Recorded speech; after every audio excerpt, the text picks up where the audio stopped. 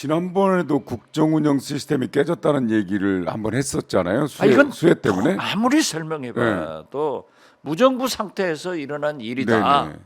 근데 이번에 그러니까 시장님께서 말씀하신 그 NSC 문제, 네. 거기도 그렇지만 아니 세상에 서울경찰청장과 경찰청장이 대통령보다 더 늦게 보고받았다는 게 그게 말이 됩니까? 그건 이 체계가 무너졌다니까요. 그래서 제가 무정부 상태라는 말을 맨 처음에 쓴 거예요. 아직도 언론에서는 국민들은 집중하지 않고 있지만은 이 관리 체계가 엉망으로 다 깨져버린 거예요.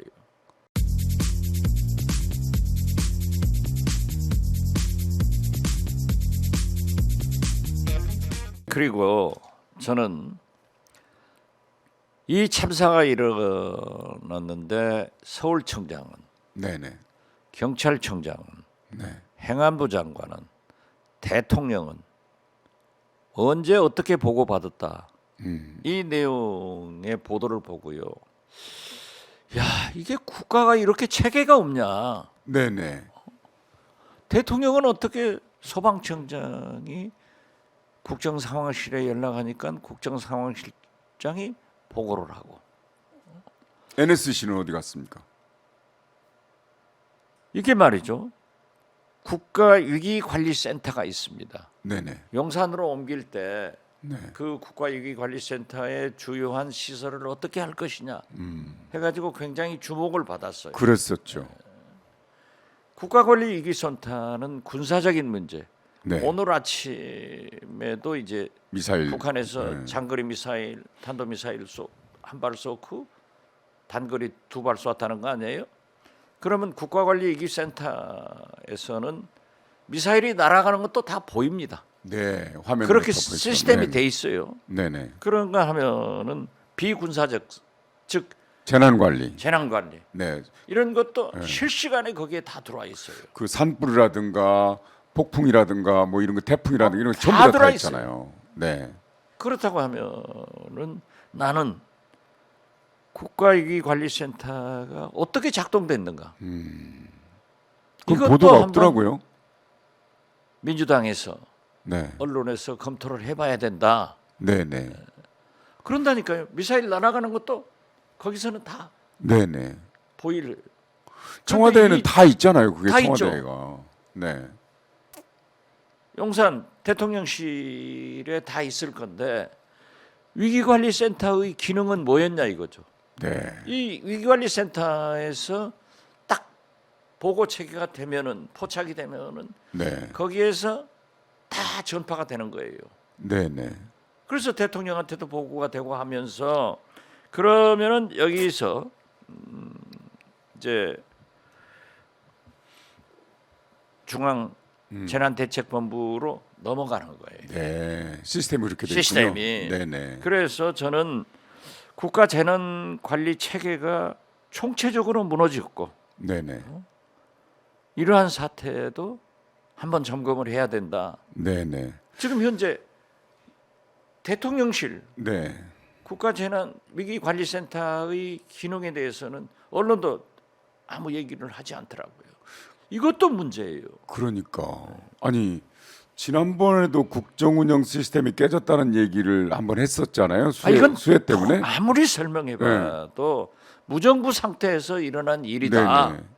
근데 이번에 그러니까 시장님께서 말씀하신 그 NSC 문제, 네.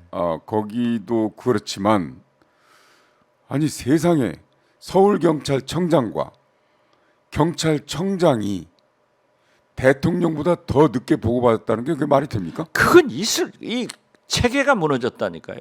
그래서 제가 무정부 상태라는 말을 맨 처음에 쓴 거예요. 아직도 언론에서는 국민들은 집중하지 않고 있지만은 이 관리 체계가 엉망으로 다 깨져버린 거예요. 소방청장은 상황실에 연락하고 상황실은 대통령께 보고하고. 웃을 일이 아닙니다, 진짜. 이건 진짜 말이죠. 예. 그러니까 지금 오늘 아침에 발사한 장거리 미사일도 아직 재원을 분석하고 있지만은 네. 일본 언론에서는 일본 열도를 통과했다. 이 중대한 문제거든요. 일본 열도를 넘어갔다 이런 얘기죠. 그렇죠. ICBM이라는 거죠. ICBM. 네. 그런데 아직까지 한미 정보 당국에서 재원을 분석해서 발표할 테니까 기다려 봐야지만은 어떻게 됐든 일본에서는 일본 열도를 통과하는 ICBM이다 하고 이미 비밀이 아니네요, 그러면. 그렇죠. 그리고 두 발의 또 단거리 탄도미사일이 발사됐다고 하면은 이것도 전체 국가위기관리센터에 포착이 된다니까요. 그래야겠죠, 당연히. 그래서 나는 아니 이 근데 정부가 무엇을 어떻게 하고 있는지 자, 체계적으로 한번 이게 따져볼 때가 됐다. 정말로 특별히 이 국가 운영 시스템을 연구하지 않은 평범한 시민들도 능히 알 수 있는 시스템 아닙니까? 그렇죠. 예를 들면 112 신고센터로 왔다. 받았어.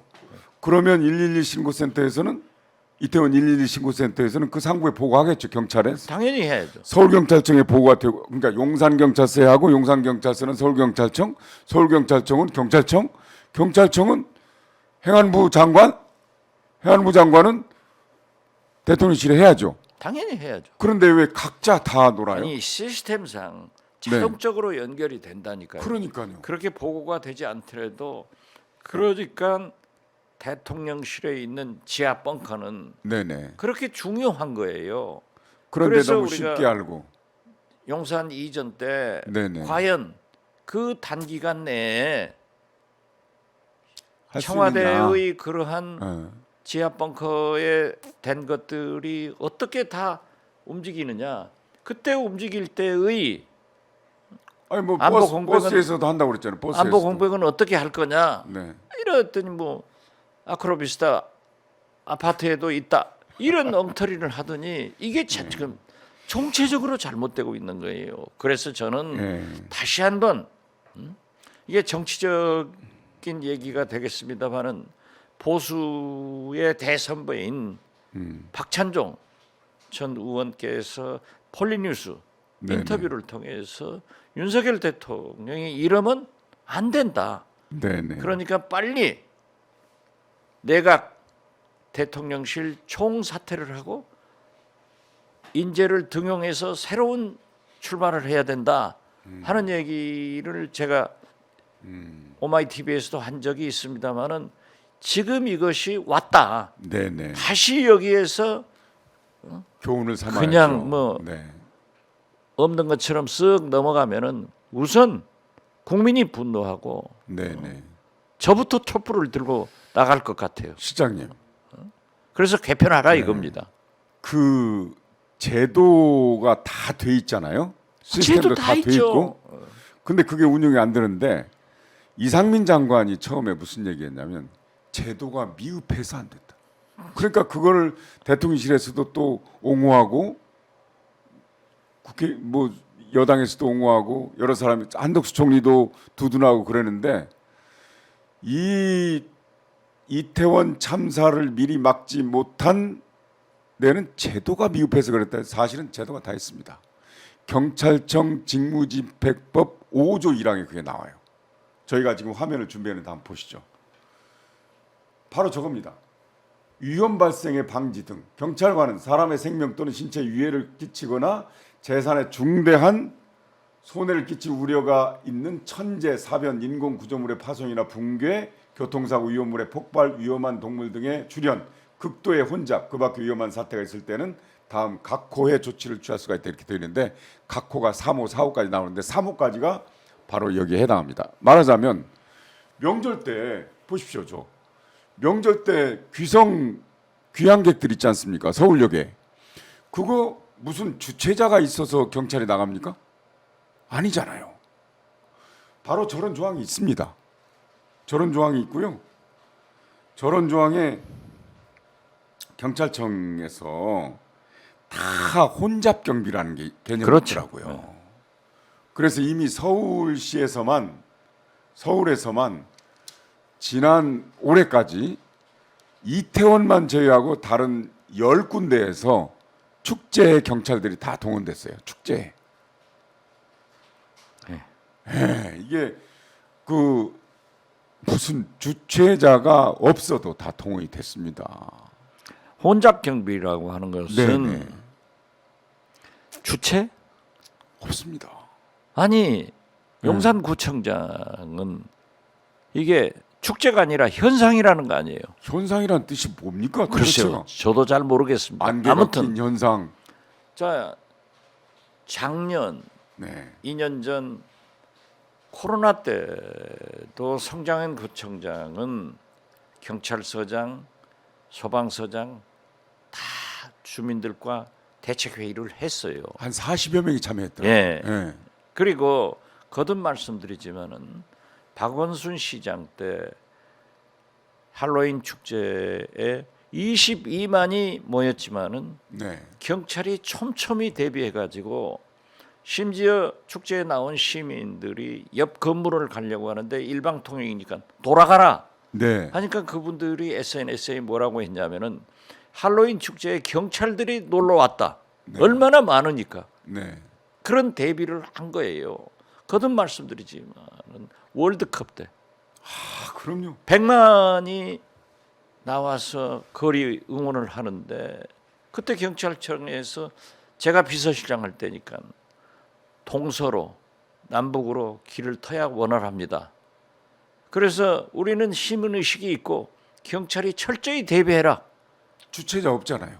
그렇죠. 현상이잖아요. 그냥. 그게 뭐 붉은 악마 응원단이 주최자.